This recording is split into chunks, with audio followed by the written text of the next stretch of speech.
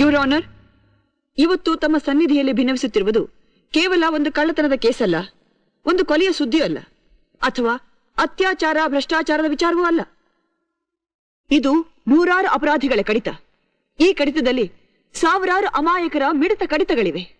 ಎಷ್ಟೋ ಜನ ಹೆಣ್ಣು ಮಕ್ಕಳ ಕಣ್ಣೀರಿನ ಕಥೆಗಳಿವೆ. ಎಷ್ಟೋ ಮನೆಗಳು ಮುಳುಗಿ ಹೋದ ಘಟನೆಗಳಿವೆ. ನೂರಾರು ಅಮಾನುಷ ಅಪರಾಧಿಗಳ ಘೋರ ಚರಿತ್ರೆಗಳೇ ಇವೆ. ಇದನ್ನೆಲ್ಲ ಸಾಬೀತುಪಡಿಸುವಂತಹ ಮಹತ್ತರವಾದ ಸಾಕ್ಷಿ ಪುರಾವೆಗಳು ಇದರಲ್ಲಿವೆ. ದಯವಿಟ್ಟು ತಾವು ಪರಿಶೀಲಿಸಬೇಕು.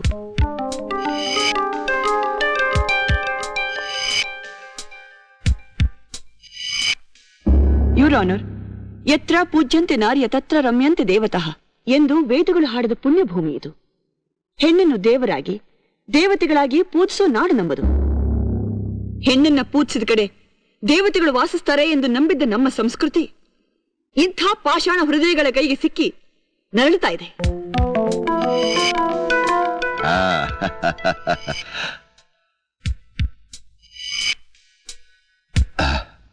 ಯುವರ್ ಆನರ್, ಸರ್ಕಾರಿ ವಕೀಲರ ವಾದಗಳು ಆಕಾಶಕ್ಕೆ ಏಣಿ ಹಾಕುವ ಅಸಾಧ್ಯದ ಕೆಲಸದ ಹಾಗೆ ಕಾಣುತ್ತದೆ. ಗಾಂಜಾ, ಅಫೀಮ್, ಹೆರಾಯಿನ್ಸ್ಗಳು ನಮ್ಮ ದೇಶದೊಳಕ್ಕೆ ಬರೋದೇ ಹೊರದೇಶದಿಂದ. ಅದನ್ನು ತಡಿಬೇಕಾದದ್ದು ಸರ್ಕಾರದ ಧರ್ಮ. ದೇಶದ ಮಹಾದ್ವಾರದಲ್ಲೇ ಬಂದೋಬಸ್ತಿ ಇಡದೆ ಸಣ್ಣ ಊರಾದ ಈ ಮಾಯಾಪುರದ ಕಿಂಡಿಯ ದುರಸ್ತಿ ಮಾಡಲು ಹೊರಟಿರುವುದನ್ನು ನೋಡಿದರೆ ನಿಜವಾಗಲೂ ಹಾಸ್ಯಾಸ್ಪದವಾಗಿದೆ. ಯುವರ್ ಆನರ್, ಇವ್ರು ಮಾಡ್ತಾ ಇರೋ ಲಾಯರ್ಗಿರಿನೇ ಹಾಸ್ಯಾಸ್ಪದವಾಗಿದೆ. Silence, silence. ಯುವರ್ ಆನರ್, ದೇಶದ ಮಹಾದ್ವಾರಗಳನ್ನ ದುರಸ್ತಿ ಮಾಡಬೇಕಾದ್ದು ನಿಜವೇ. ಮೊದಲು ಕೋಣೆಲಿರೋ ಕಸ ಗುಡಿಸಿದ ಮೇಲೆ ತಾನೆ ಹಾಲ್ನಲ್ಲಿರೋ ಕಸ ಗುಡಿಸಬೇಕಾದ್ದು. ಮನೆ ಪೂರ್ತಿ ಗುಡಿಸಿದ ಮೇಲೆ ತಾನೆ ಅಂಗಳದಲ್ಲಿರೋ ಕಸನ ಆಚೆ ಹಾಕಬೇಕಾದ್ದು. ಮಾದಕ ವಸ್ತುಗಳನ್ನ ಅಕ್ಕಿ ಬೇಳೆ ಮಾರೋ ರೀತಿ ಓಪನ್ ಮಾರ್ಕೆಟ್ ನಲ್ಲಿ ಮಾರಿ ವಿದ್ಯಾರ್ಥಿಗಳ ಬದುಕನ್ನ ಕತ್ಲೆಗೆ ತಳ್ತಾರೋ ಈ ಅಪರಾಧಿಗಳಿಗೆ ಯಾವ ಕಾರಣಕ್ಕೂ ಕ್ಷಮೆ ಇರಕೂಡದು ಯುವರ್ ಆನರ್.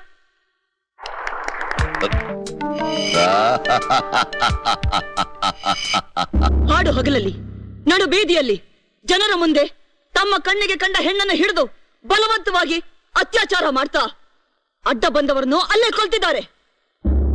ಇವರ ಕೆಚ್ಚೆದೆ ಎಷ್ಟಿರಬಹುದು, ಇವರ ಬೆನ್ನ ಹಿಂದೆ ಯಾರ್ಯಾರು ಇರಬಹುದು ಅಂತ ಅರಿವಾಗುತ್ತೆ.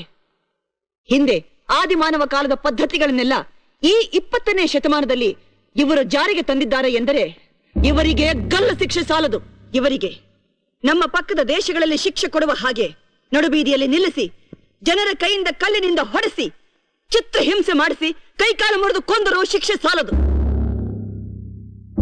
ಯುವರ್ ಆನರ್, ಇವರಿಗೆಲ್ಲ ಮುಖಂಡನಾದ ಆ ರಾಕ್ಷಸ ರಾಜ ಕಿರಾತಕ ಬೀಬಿನ ಅರೆಸ್ಟ್ ಮಾಡೋದಕ್ಕೆ ಈಗಲೇ ಈ ಕೋರ್ಟ್ ಆಜ್ಞೆ ಕೊಡಬೇಕು ಅಂತ ಪ್ರಾರ್ಥಿಸ್ತೇನೆ. ಭಯಂಕರವಾಗಿ ಯುದ್ಧ ಪ್ರಾರಂಭವಾಯಿತು. ಕೌರವರ ಕಡೆ ಲಕ್ಷಾಂತರ ಸೈನಿಕರು ಪಾಂಡವರ ಕಡೆ ನುಗ್ಗಿ ಅವರ ಸೈನ್ಯನೆಲ್ಲ ನಾಶ ಮಾಡೋದಕ್ಕೆ ಪ್ರಾರಂಭ ಮಾಡಿದ್ರು. ಆಗ ಪಾಂಡವರ ಕಡೆ ಸೈನಿಕರು ಹೆದರ್ಕೊಂಡು ಇನ್ನೇನು ರಣರಂಗದಿಂದ ಓಡ್ ಹೋಗ್ಬೇಕು ಅನ್ನೋ ಸ್ಥಿತಿಯಲ್ಲಿದ್ದಾಗ ಆಕಾಶದಲ್ಲಿ ಗುಡುಗು ಮಿಂಚುಗಳ ಶಬ್ದ, ಇದ್ದಕ್ಕಿದ್ದ ಹಾಗೆ ಭೂಮಿಯನ್ನೇ ನಡುಗಿಸೋ ಹಾಗೆ ಹ ಹ ಹ ಅಂತ ನಗುವಿನ ಶಬ್ದ ಕೇಳಿಸ್ತು. ಯಾರ್ದು? ಘಟೋದ್ಗಜಂದಪ್ಪ. ಘಟೋದ್ಗಜ ಅಂದ್ರೆ ಯಾರಜ್ಜಿ? ಸೂಪರ್ ಮ್ಯಾನಾ? ಆ ಕಾಲದಲ್ಲಿ ಅವನೇ ಸೂಪರ್ ಮ್ಯಾನಪ್ಪ. ನಾನು ಸೂಪರ್ ಮ್ಯಾನ್ ಆಗ್ಲಾ? ಆಗೋಲ್ಲ ಕಂದ. ಯಾಕೆ? ಯಾಕೆಂದ್ರೆ ನಿಮ್ಮಪ್ಪ ಈ ಲೋಕದ ವಿಜ್ಞಾನಿ ಅಲ್ಲಪ್ಪ, ಜಸ್ಟ್ ಸ್ಟ್ರಿಕ್ಟ್ ಪೊಲೀಸ್ ಆಫೀಸರ್. ನಿಮ್ಮ ಮಮ್ಮಿ ಪಬ್ಲಿಕ್ ಪ್ರಾಸಿಕ್ಯೂಟರ್. ಅದಕ್ಕೆ ಗೊತ್ತಾ ಮೈ ಡಿಯರ್ ಸೂಪರ್ ಬಾಯ್?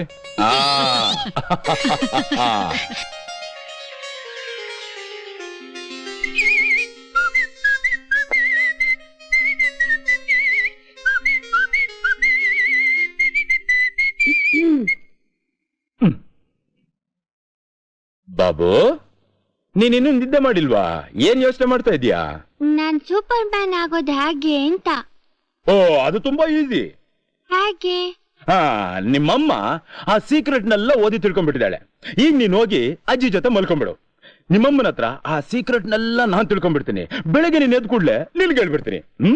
ನೀನ್ ಮಮ್ಮಿನ್ ಕೇಳಿ ಅದೇ ನಂಗ್ ಹೇಳೋದು ಸುಮ್ನೆ ಟೈಮ್ ವೇಸ್ಟ್.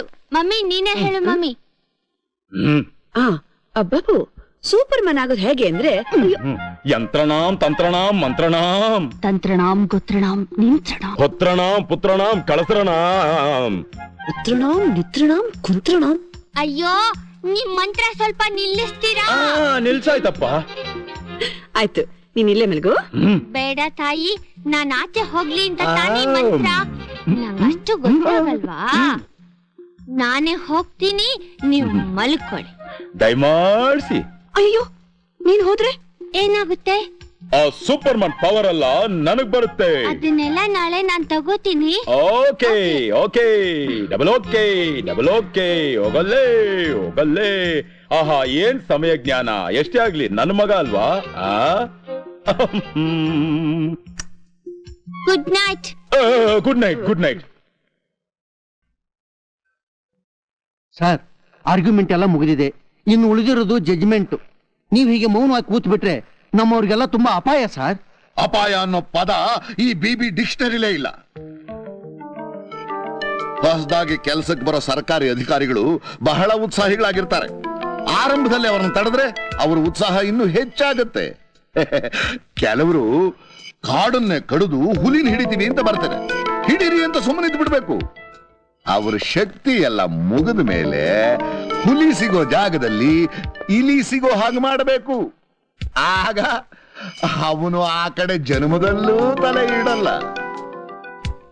ಯಾವಾಗ ಪೊಲೀಸ್ನವರು ನಮ್ಮ ಅನ್ನ ತಿಂದದ್ದನ್ನ ಮರೆತು ಕಾನೂನನ್ನ ಕೈಗೆ ತಗೋತಾರೋ ನಾವು ಸರ್ಕಾರನ ಕೈಗೆ ತಗೋಬೇಕು.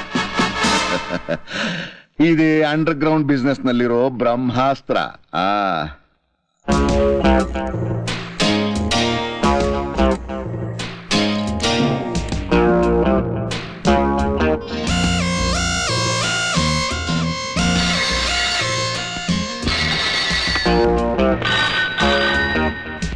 ಅಧಿಕಾರಕ್ಕೆ ಬಂದ ಹುರುಪಿನಲ್ಲಿ ಆವೇಶದಿಂದ ಅಪರಾಧಿಗಳ ಮತ್ತು ಅಪರಾಧಿಗಳ ಪಟ್ಟಿಯಿಂದ ಕೋರ್ಟಿಗೆ ಹಾಜರುಪಡಿಸಿದ ಮೇಲ್ಕಂಡ ಎಲ್ಲಾ ಮೊಕದ್ದಮೆಗಳು ಮೇಲುನೋಟಕ್ಕೆ ಅಪರಾಧವಾಗಿ ಕಂಡರೂ ಸೈದ್ಧಾಂತಿಕವಾಗಿ ಯಾವ ಸಾಕ್ಷಿ ಪುರಾವೆಗಳು ಖಚಿತವಾಗಿಲ್ಲದಿರುವುದರಿಂದ ಈ ಅಪರಾಧಿಗಳನ್ನು ಖುಲಾಸೆ ಮಾಡಲಾಗಿದೆ.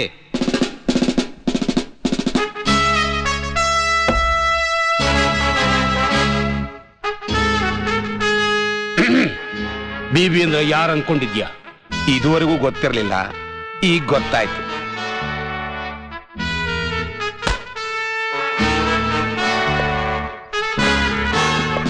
ಸರ್, ಹೀಗಾಗುತ್ತೆ ಅಂತ ನನಗೆ ಮೊದಲೇ ಅನಿಸಿತ್ತು ಸರ್. ಏನೋ ಅಕಸ್ಮಾತ್ ನಿಮ್ಮ ಪುಣ್ಯದಿಂದ ಆ ಕಿರಾತಕರಿಗೆ ಶಿಕ್ಷೆ ಆದ್ರೂ ಆಗಬಹುದಂತ ಸುಮ್ಮನಿದ್ದೆ.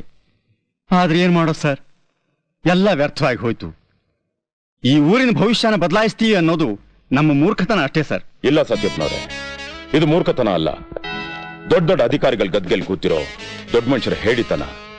ಅವ್ರ ಕುರ್ಚಿ ಕೆಳಗಡೆ ಬೆಂಕಿ ಹಚ್ಚಬೇಕಾದ್ರೆ ನಾವಿಲ್ಲಿ ಕಾಡ್ಗಿ ಹಚ್ಚಬೇಕು. ಇಲ್ದೆ ಹೋದ್ರೆ ಒಳ್ಳೆಯವರಲ್ಲಿ ಕೆಟ್ಟವ್ರನ್ನ ಹುಡ್ಕೋದು ಬಿಟ್ಟು ಕೆಟ್ಟವ್ರಲ್ಲಿ ಒಳ್ಳೆಯವ್ರನ್ನ ಹುಡುಕ್ಬೇಕಾಗತ್ತೆ. ಹಾಗಾಗ್ಬಾರ್ದು ಅಂತಲೇ ನಾನು ನಿಮಗೆ ಸರೆಂಡರ್ ಆಗ್ತಾ ಇದ್ದೀನಿ. ನೀವು ನನಗೆ ಏನ್ ಶಿಕ್ಷೆ ಕೊಟ್ಟರು ಅನುಭವಿಸೋಕೆ ಸಿದ್ಧವಾಗಿದ್ದೀನಿ. ನಿನ್ನಂತ ಗುಬ್ಬಚ್ಚಿಗೆ ಶಿಕ್ಷೆ ಕೊಡೋದಲ್ಲ, ಆ ರಣಹದ್ದು ಬಿಬಿನ ಹಿಡಿದು ಅವನ್ ಕೈಕಾಲ್ ಕತ್ತರಿಸಿ ಊರ್ ಮುಂದೆ ತೋರಣ ಕಟ್ಟಬೇಕು. ಸರ್, ನೀವು ಹೂ ಅನ್ನಿ ಸರ್. ಆ ಬಿಬಿ ಮಾಡೋ ಆಕ್ಟಿವಿಟೀಸ್ ಎಲ್ಲ ಡೈಲಿ ರಿಪೋರ್ಟ್ ತಗೊಂಬಂದು ನಿಮ್ಗೆ ಕೊಡ್ತೀನಿ. ಹಾಗ ನೋಡಬೇಡಿ ಸರ್, ನಾನು ನಿಜ ಹೇಳ್ತೀನಿ ಸರ್. ನಾನೊಬ್ಬ ಗ್ರಾಜ್ಯುಯೇಟ್, ಎಲ್ಲೂ ಕೆಲಸ ಸಿಗ್ಲಿಲ್ಲ. ಹೊಟ್ಟೆ ಪಾಡ್ಗೋಸ್ಕರ ವಿಧಿ ಇಲ್ಲದೆ ಈ ಕೆಲಸ ಮಾಡ್ಬೇಕಾಗಿ ಬಂತು. ಸರ್, ನನ್ಗೊಂದು ಕೆಲಸ ಕೊಟ್ಟು ನೋಡಿ ಸರ್, ನಿಯತ್ತಾಗಿ ದುಡಿತೀನಿ. ಒಂದ್ ಕೆಲಸ ಮಾಡಿ ಸರ್, ನನ್ನ ಪೊಲೀಸ್ ಇನ್ಫಾರ್ಮರ್ ಮಾಡ್ಕೊಂಬಿಡಿ ಸರ್. ಬೇಡ ಅನ್ಬೇಡಿ ಸರ್, ನಿಮ್ ಕಾಲ್ ಹಿಡಿತೀನಿ. ನೋಡಿದ್ರ ಸರ್, ಗಂಟೆನೂ ಹೊಡಿತಾ ಇದೆ. ಬೇಡ ಅನ್ಬೇಡಿ sir, ಸುಭಿಷೇಕಣ. Do you know who I am speaking? ಒಂದ್ಸಾರಿ ನಾನು ಕೇಳಿದ್ವೆ ನೀನ, ನಾನ್ ಸಾಯೋವರೆಗೂ ಮರೆಯೋನಲ್ಲ. ನನ್ನ ಗಂಟಲಿನ ವೈಖರಿನೇ ಅಂತಹದ್ದು, ನನ್ನ ಜ್ಞಾಪಕದ ಡೈರಿನೇ ಅಂತದ್ದು. ಈ ಮಾಯಾಪುರಕ್ಕೆ ಬರೋ ಪ್ರತಿಯೊಬ್ಬ ಪೊಲೀಸ್ ಆಫೀಸರ್ನು ನಾನೇ ವೆಲ್ಕಮ್ ಹೇಳಿ ಮನೆ ಕರೆದು ಮರ್ಯಾದೆ ಮಾಡ್ತಾ ಇದ್ದೆ. ಆದ್ರೆ ನೀನು ಒಬ್ಬ ಮಾತ್ರ ನಾನು ಕಣ್ತಪ್ಪಿಸಿ ಬಂದಿದ್ರಿಂದ ಆ ಸಮಾರಂಭ ಹಾಗೆ ಬ್ಯಾಲೆನ್ಸ್ ಆಗಿ ಉಳಿದು ಬಿಟ್ಟಿದೆ. ಇವತ್ ರಾತ್ರಿ ನೀನ್ ನಮ್ಮ ಮನೆಗೆ ಊಟಕ್ಕೆ ಬರ್ಬೇಕು. ನೀನು ನಿನ್ ಗ್ಯಾಂಗ್ನವರು ಸೆಂಟ್ರಲ್ ಜೈಲ್ನಲ್ಲಿ ಕ್ಯೂ ಅಲ್ಲಿ ನಿಂತು ಅಲ್ಯೂಮಿನಿಯಂ ಪ್ಲೇಟ್ ನಲ್ಲಿ ಡಿನ್ನರ್ ಮಾಡೋದನ್ನ ನೋಡಿದ್ಮೇಲೆ ನಾನ್ ನಿನ್ ಮನೆಗ್ ಬರೋದು, ಅದು ನಿನ್ ತಿಥಿ ಊಟಕ್ಕೆ. ಯಾರು ತಿಥಿಗೆ ಅಟೆಂಡ್ ಮಾಡ್ಬೇಕು ಅನ್ನೋದನ್ನ ಆಮೇಲೆ ತೀರ್ಮಾನ ಮಾಡೋಣ.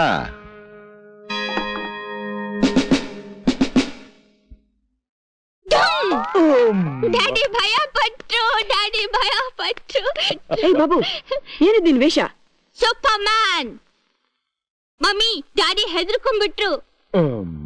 ಡ್ಯಾಡಿ, ನೀನು ಸೂಪರ್ ಮ್ಯಾನ್ ಆಗಿ ಆ ಖೇದಿಗಳನ್ನೆಲ್ಲ ಒಂದೇ ಸಾರಿ ತಗೊಂಡೋಗಿ ಸಮುದ್ರದಲ್ಲಿ ಎತ್ತಿ ಬಿಸಾಕ್ಬಿಡು. ಹಾಗಾದ್ರೆ ಪೊಲೀಸ್ ಕೆಲ್ಸ ಬೇಡ, ಸೂಪರ್ ಮ್ಯಾನ್ ಆಗು. ಐಡಿಯಾ ಚೆನ್ನಾಗಿದೆ ಅಲ್ಲ? ಹೌದು, ಚೆನ್ನಾಗಿರುತ್ತೆ. ಏಯ್, ಈ ಡ್ರೆಸ್ ಎಲ್ಲಿಂದ ಬಂತು? ಅಜ್ಜಿ ಕೊಡ್ಸಿದ್ರು. ಮಗು ಆಸೆ ಪಡ್ತು ತೆಗೆಸ್ಕೊಟ್ಟೆ. ಎಷ್ಟು ಮುದ್ದಾಗಿದ್ದಾನೆ ನೋಡು. ಹೌದು, ನೀವೇ ಅವ್ನ್ ಕೆಡ್ಸೋದು. ನಾನೇನ್ ಕೆಡಿಸ್ತಾ ಇಲ್ಲ, ನೋಡ್ತಾ ಇರು. ನನ್ ಮೊಮ್ಮಗ ನಿನ್ ಗಂಡನ್ ಮೀರಿಸ್ತಾನೆ. ಅಂದ್ರೆ ನನ್ನ ಹೌದೌದು, ಮೀರಿಸ್ತಾನೆ. ಬಾ ರಾಜ, ಬಾ ಕಂದ, ಬಾ. ಡ್ಯಾಡಿ, ನೀ ಸೂಪರ್ ಮ್ಯಾನ್ ಆಗ್ತೀಯ ತಾನೇ? ಆಯ್ತಪ್ಪ. ಜೀ ನಿಧಾನವಾಗಿ ಹೋಗೋ.